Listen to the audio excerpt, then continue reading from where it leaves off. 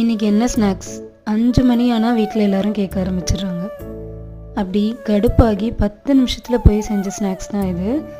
2 கரண்டி இட்லி மாவு, 5 table spoon கடலை மாவு, நறுக்கி வச்ச பெரிய வெங்காயம், தட்டி வச்ச பூண்டு, கருவேப்பிலை, கொத்தமல்லி, பச்சை மிளகாய் இதெல்லாம் சேர்த்துட்டு தேவையான அளவு உப்பு, காரத்துக்கு மிளகாய்த்தூள், மஞ்சள் தூள், கொஞ்சமாக கரம் மசாலா, பெருங்காயம் சேர்த்து தண்ணி கலந்து கெட்டியான இட்லி மாவு பதத்துக்கு பிசைஞ்சு எடுத்துக்கிட்டேன்.